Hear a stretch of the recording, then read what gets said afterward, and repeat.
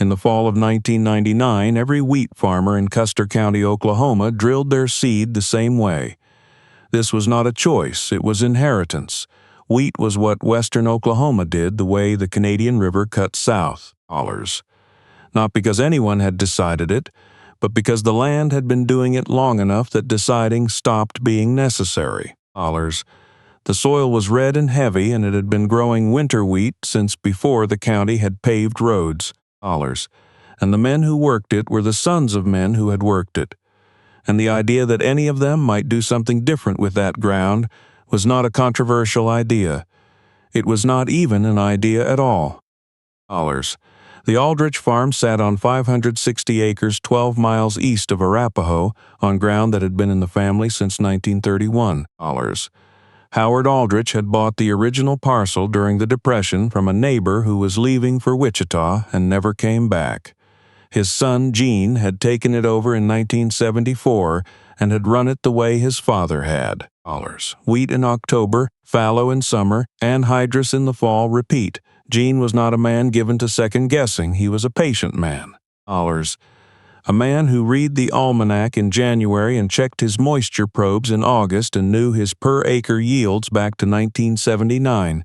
He had red dirt Oklahoma ground, and he worked it without complaint, and he sold his wheat at the co-op elevator in Weatherford, and he paid what he owed, and he sat in the same pew at First Baptist every Sunday morning.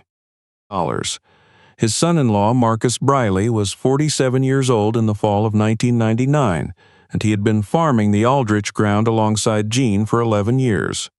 Let me tell you about Marcus Briley, because he is the reason this story exists, and he is not the kind of man most people would expect to be at the center of anything. Marcus had not grown up on a farm. He had grown up in Elk City, the son of a diesel mechanic, and he had married Gene's daughter, Sandra, in 1988, and he had come to the land the way some men come to a second language, late, seriously, and with the particular attention of someone who knows they are always a little behind. He was not naturally gifted with machinery. He had broken things in the early years that Gene never fully let him forget. But Marcus had a habit that Gene did not have and did not entirely understand. Marcus read, not the almanac, not the market reports. He read agricultural journals and university extension publications and the Rodale Research Center newsletters that arrived in a manila envelope every other month and stacked up on the corner of the kitchen table until Sandra moved them to the shelf above the washing machine. He had been reading about no-till farming since 1994. Not in passing, seriously. The way a man reads something he suspects is going to change his life.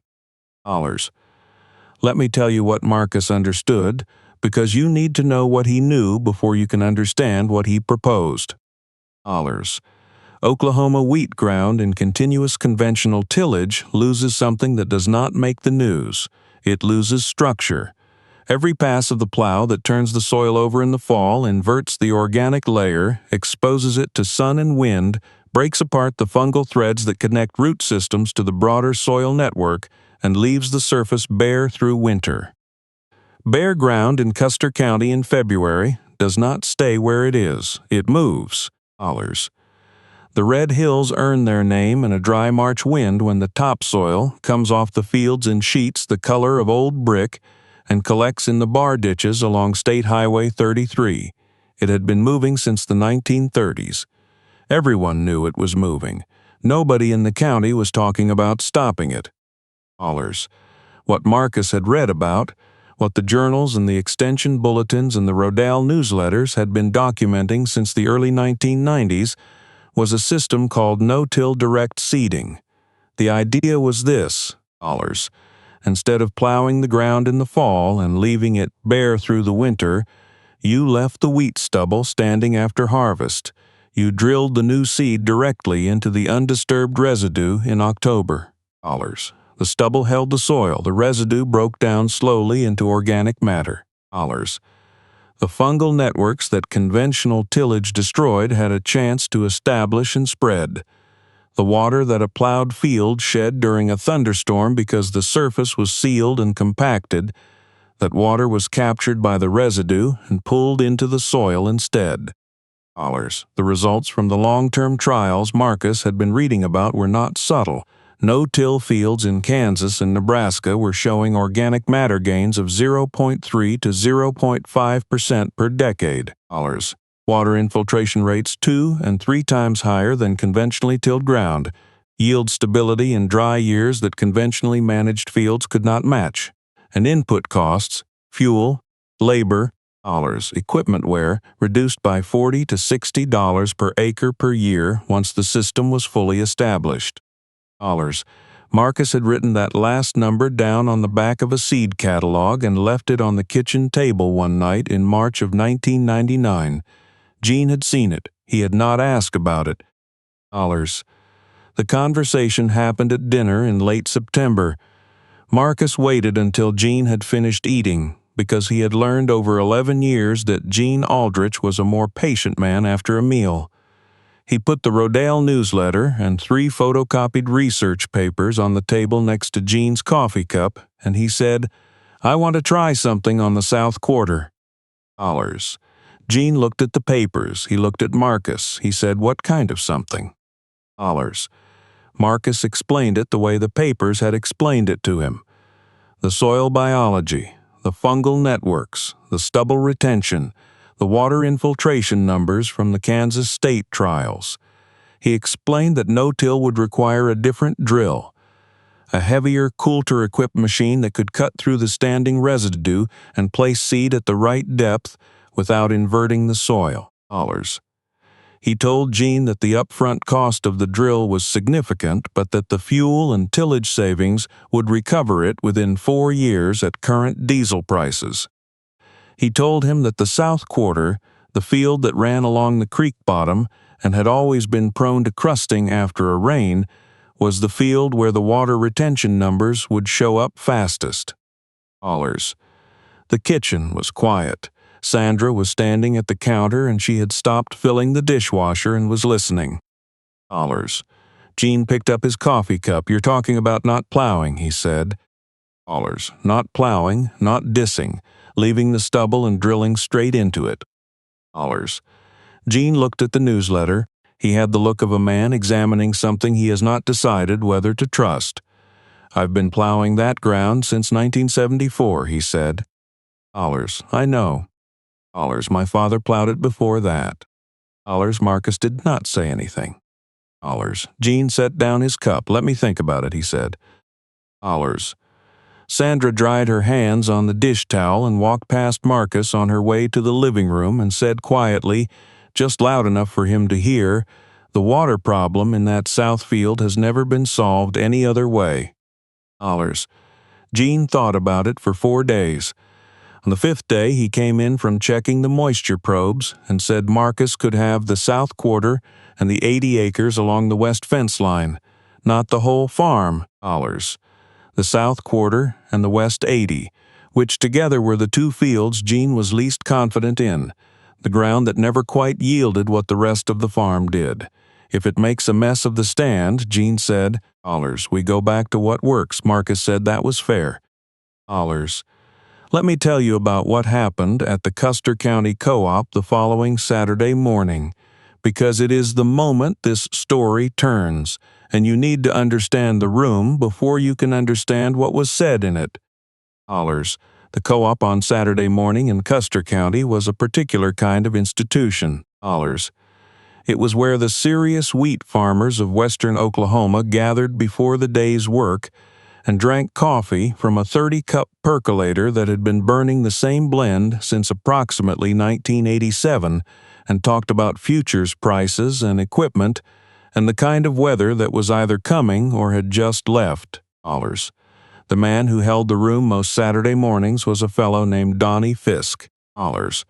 Donnie Fisk ran the largest custom harvesting operation in 3 counties. He had 6 combines and 14 trucks and crews that followed the wheat harvest from Texas to South Dakota every summer, and he had been custom cutting ground in Custer County for 22 years. He knew every farmer in the room by name and section number, and he had opinions about all of them and about the land they worked. He was not a malicious man, he was a certain man. A man who had built his business on a very clear understanding of how wheat farming in western Oklahoma worked and what it needed. And that understanding had never once been wrong in a way that cost him anything. Marcus had stopped at the co-op to pick up a parts order. He was not there to announce anything. But Donnie Fisk was behind the parts counter when Marcus came in, and he had heard something from the Aldrich boy who ran the elevator at Weatherford, and he said, loud enough for the 9 or 10 farmers near the coffee machine to hear, "Marcus Briley, tell me it's not true you're fixing to quit plowing that Aldrich ground." Marcus told him it was true. For the South Quarter and the West 80, no-till direct seed trial starting this fall. The silence lasted about 2 seconds, then Donnie Fisk laughed. Now let me ask you something. Have you ever heard a laugh that is not really a laugh? Not the sound a person makes when something is genuinely funny, not even surprise, but the sound a man produces when he needs the room to agree with him before he has explained why they should. That flat, carrying laugh that assumes the crowd will follow it and uses the crowd to make its point before a single word of argument has been offered. That was the laugh Donnie Fisk produced in the Custer County Co-op on that Saturday morning in late September of 1999. It was a short laugh, certain of itself. "No till," Donnie said, wiping the corner of his eye. "Marcus, this is Oklahoma. You know what happens when you leave stubble and trash on the surface out here? You get armyworm, you get Hessian fly, you get wheat streak mosaic you cannot get out of the ground once it's in." He looked around at the farmers near the coffee machine and said Gene Aldrich's son-in-law is going to no-till wheat in Custer County. And a couple of the men smiled and a couple of them looked at their cups. Marcus said the pest pressure data from the Kansas state trials showed no significant increase in Hessian fly under no-till management with proper seeding date adjustment. Donnie shook his head the way a man shakes his head at something that is not worth arguing about. "Kansas," he said. "You're quoting Kansas to me." He looked at the room. "Oklahoma ground is not Kansas ground." "You're going to have a trash problem, a disease problem, and a germination problem, and in 2 years you'll be back to plowing like everyone else." He went back to his parts inventory. Marcus picked up his order and walked out without saying anything else. He drove home and drilled his wheat into standing stubble for the first time in his life. Let me tell you about the drilling, because the details are the story. Marcus had located a used Haybuster 107 no-till drill in Woodward that a retiring farmer was selling for $8,000. He had borrowed the money against his equipment line and driven 2 hours each way to pick it up on a flatbed trailer on a Wednesday in early October. The drill had coulter blades that cut through the wheat residue ahead of the seed openers, placing each seed at a consistent depth into undisturbed soil without inverting anything above it. Marcus ran it across the South Quarter in 2 days, drilling into 6 inches of standing stubble that the conventional farmers driving the county road had never seen anyone leave in a field on purpose. The wheat emerged 11 days later, thinner in spots than Marcus would have liked, particularly in the low areas where the residue was heaviest. He wrote that down. He noted the emergence date, the stand density by transect, the soil moisture at seeding depth measured with a probe he borrowed from the extension office in Clinton. He kept a yellow legal pad in the cab of the pickup and made notes every time he walked the field. The stand looked rough to anyone driving by. Donnie Fisk drove by. Marcus did not see him stop, but he heard about it from the elevator man in Weatherford. Heard Donnie had told someone that the Aldrich Westfield looked like it had been drilled by someone who had never drilled wheat before, which in one sense was true. The wheat came in the following June at 38 bushels per acre on the no-till ground. Gene's conventionally tilled fields averaged 41. The county average that year was 39. So Marcus's first no-till trial had underperformed his father-in-law's best ground by 3 bushels and matched the county average. He recorded it in the yellow legal pad without editorializing. What he also recorded was this: the soil moisture in the no-till south quarter going into harvest was measurably higher than the adjacent conventional field. He had been measuring both with the same probe every 2 weeks since March. The no-till ground was consistently holding 2 to 3 additional inches of moisture in the top 18 inches of profile. He wrote that down and underlined it, not because it showed up in the yield number, because it was the number that would matter later. Donnie Fisk heard the yield figure from the elevator and said to no one in particular that 38 bushels on no-till ground was about what you would expect from a system that made the agronomist at Pioneer nervous. Gene did not say anything about expanding the trial, but he did not tell Marcus to stop. Let me tell you about the summer of 2001, because that is when the numbers started to say something that could not be argued with. Marcus had spent the winter of 2000 reading more. He had driven to Stillwater in January to attend a no-till conference at Oklahoma State University, where a soil scientist named Dr. Phil Stallman had presented 20-year data from continuous no-till plots in Ellis County showing organic matter accumulation that the conventionally tilled control plots simply had not produced. Marcus sat in the second row and took notes on the yellow legal pad and asked 2 questions that Dr. Stallman answered at length after the session was over. He drove home 4 hours in the dark with the legal pad on the passenger seat. He expanded the no-till to all 560 acres in the fall of 2000. Gene had agreed to it after Marcus showed him the soil moisture data from the first 2 years side by side with the fuel and diesel records. The fuel savings alone on the no-till ground, no fall plow, no spring disc, no secondary tillage pass, had been $44 per acre per year.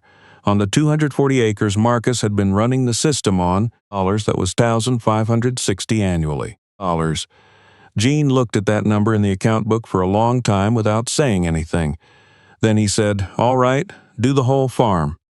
The spring of 2001 was dry in western Oklahoma. Not catastrophically dry, just the kind of persistent, grinding dry that the region produces every few years.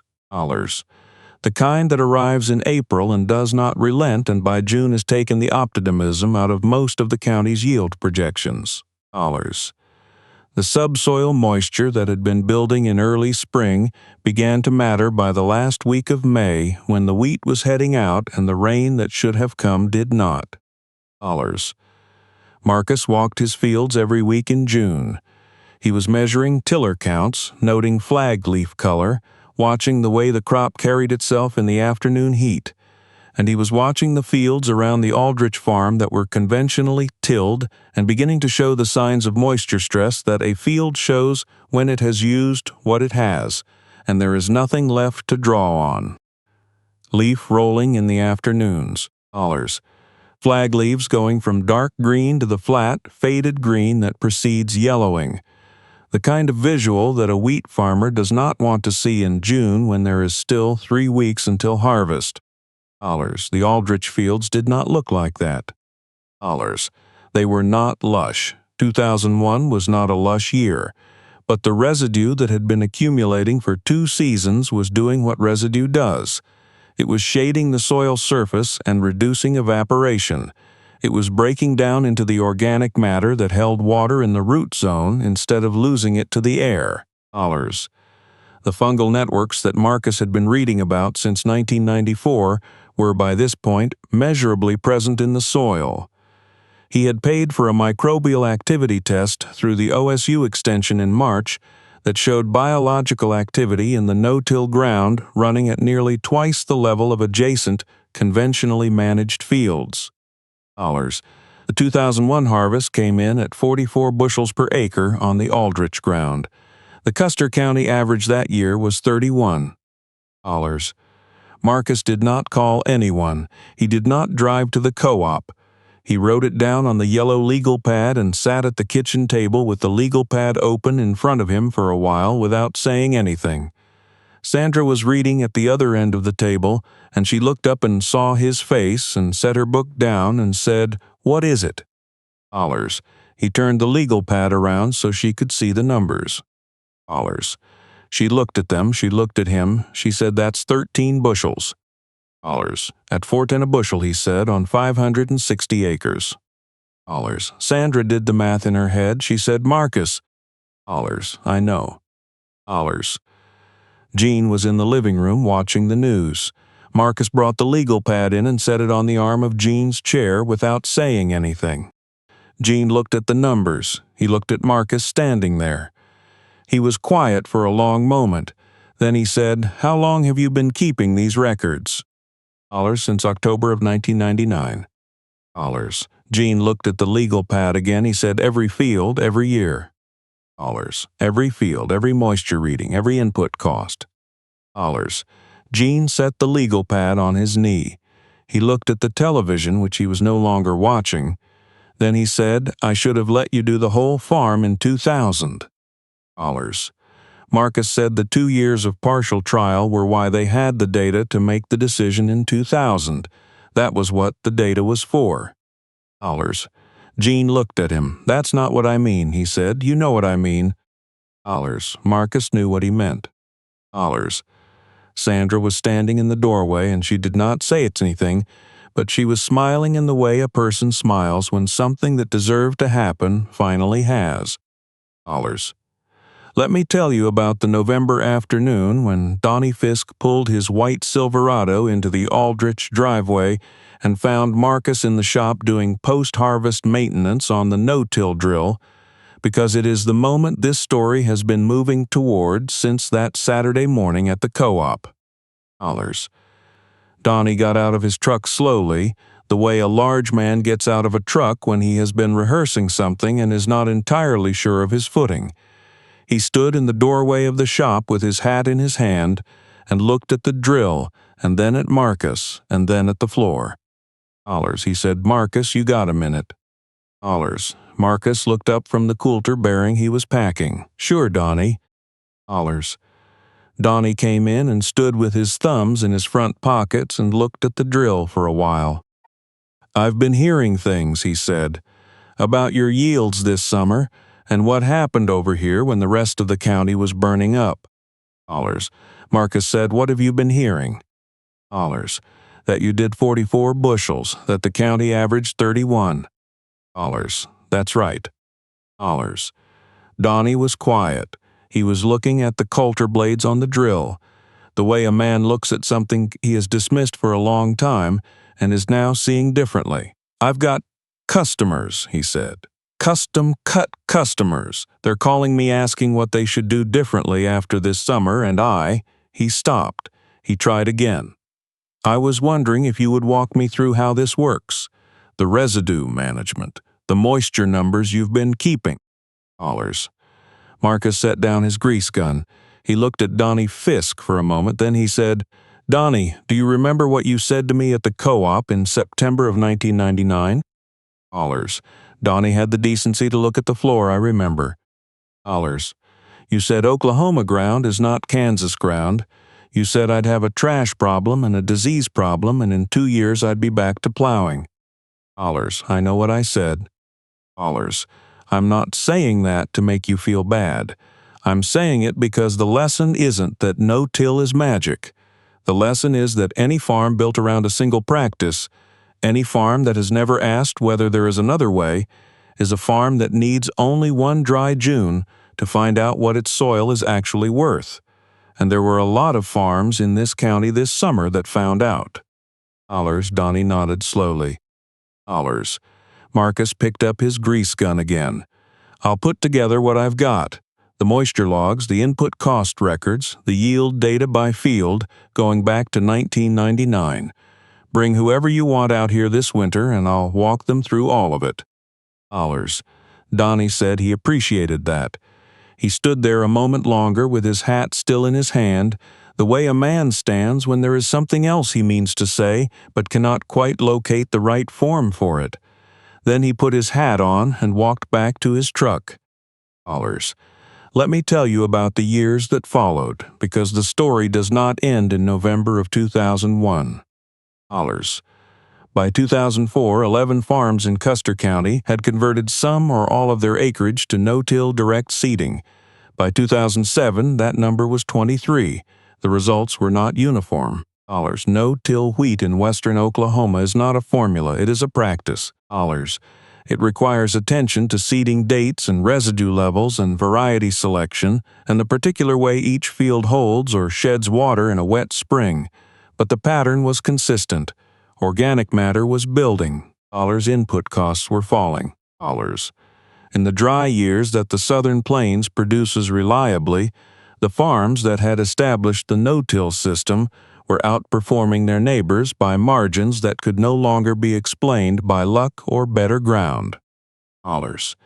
Marcus was invited to speak at the Oklahoma No-Till Association annual meeting in Enid in 2005. He was 53 years old, and he stood at a podium in a room with 300 farmers and extension agents and equipment dealers, and he presented 6 years of yield and moisture data from the Aldrich farm, and he explained what the soil biology was doing in language that Dr. Stallman had given him and made his own. And he said at the end of it what he had said to Donnie Fisk in the shop, that any farm built on a single practice is a farm waiting for the one season that practice cannot survive, and that resilience is not something you buy at the co-op, it is something you build in the soil over years of paying attention. Gene Aldrich was in the 4th row. He was 71 years old, and he had driven himself to Enid from Arapahoe that morning and found a seat in the 4th row without telling anyone he was coming. And when Marcus finished, Gene stood up. He was not a man who stood up at things. He had never in his life stood up at a meeting because someone said something he agreed with. The people around him looked at him, and a few of them stood, and then most of the room was standing, and Marcus looked out from the podium and found his father-in-law standing in the 4th row with his arms at his sides, not performing anything, just standing. And Marcus understood exactly what that meant and did not need it explained. Let me tell you about one last thing, because it is the part of the story that matters most. In the spring of 2014, Marcus and Sandra's son, Thomas, was 22 years old and had come back to the farm after 2 years at southwestern Oklahoma State. Thomas had grown up with no-till the way his grandfather had grown up with the moldboard plow. It was simply what the Aldrich farm did, not a decision, a fact. The way the Canadian River cut south.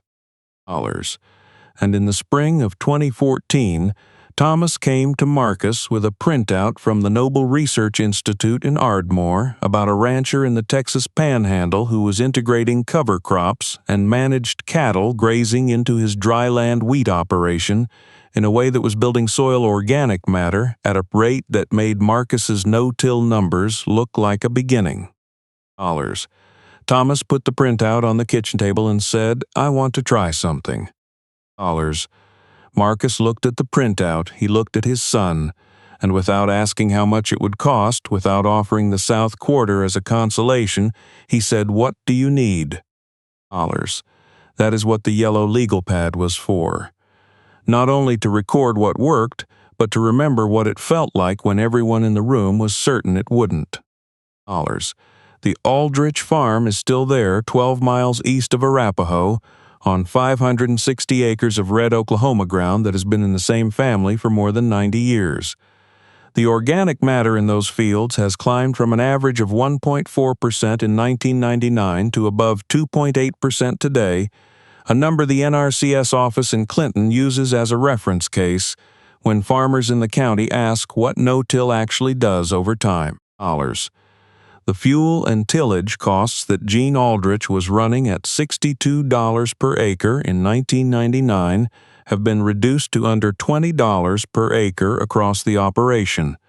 The water infiltration rates that Marcus first measured with a borrowed probe from the Extension Office are now documented in a formal soil health assessment that the Oklahoma Conservation Commission has referenced in two separate reports. Donnie Fisk retired in 2009. He sold his combine fleet to his son-in-law and moved to a small place east of Weatherford. He came out to the Aldrich farm one afternoon the summer before he left and stood at the edge of the South Quarter, the original South Quarter, where all of it had started, and looked at the wheat stubble standing in the July heat and the soil visible between the rows, dark and crumbled and alive in a way that plowed ground does not look. He said, "I should have listened to you sooner." Marcus told him that the farmers he had sent out in 2002 and 2003 had gotten their systems established in time for the drought years of 2011 and 2012, and that was what mattered. Donnie seemed to find something in that worth holding on to. The yellow legal pad is in the farm desk drawer. There are 11 of them now, stacked in order. The first one starts in October of 1999, and the handwriting on the first page is careful and deliberate, the way a man writes when he is not certain yet, but is paying close attention anyway. He did not plow. They told him what would happen. The dry summer came, the plowed fields burned, the stubble ground held. I think about Marcus standing in that co-op, holding his parts order, listening to Donnie Fisk laugh in front of 10 farmers who didn't say a word to stop it, and I think about the drive home afterward. No argument won, no point made. Just a man getting in his truck and going back to do the thing he believed in anyway. That's the part that stays with me. It would have been easy, genuinely easy, to fold, to say, all right, maybe the South Quarter isn't the right field. Maybe next year. Maybe I misread the data. The pressure in that room wasn't physical, but it was real. It was the weight of a county's certainty pressing against one man's yellow legal pad. And Marcus didn't fold, not because he was reckless, but because he had done the work. He had sat in the second row at Stillwater and asked 2 questions and driven 4 hours home in the dark. He had read what other people dismissed. He had measured what other people didn't think needed measuring. The confidence he carried out of that co-op wasn't stubbornness. It was something quieter and more durable than that. It was the kind of conviction that only comes from actually knowing why you believe what you believe. I've noticed that the people who get laughed at hardest are usually the ones who have gone somewhere the laughers haven't been willing to go. Not smarter, necessarily, not braver in some dramatic sense, just more willing to sit with a question long enough to actually answer it. Marcus read those journals for 5 years before he drilled a single seed into standing stubble. 5 years of building an understanding that no one around him was building. And when the test came, when 2001 arrived dry and unforgiving and the conventional fields started rolling their leaves in the June heat, his ground had already done the preparation. The soil didn't perform well that summer because Marcus got lucky. It performed because of every decision he'd made in the years before the drought arrived. That's how cause and consequence actually works, I think. Not in a dramatic, immediate way, in the slow, patient way that soil builds. You make the right choices when no one is watching and no one is clapping, and the results arrive later, sometimes years later, in a form that looks like luck to everyone who wasn't there for the preparation. What I keep coming back to is the yellow legal pad. 11 of them in the farm desk drawer now, stacked in order, the first one dated October 1999. Marcus kept those records not because anyone asked him to, not because it was required, but because he understood that the truth about what he was doing needed to be written down carefully and honestly even in the years when the numbers weren't yet making his argument for him. That's a kind of integrity that doesn't announce itself. It just shows up in the drawer when someone finally thinks to look.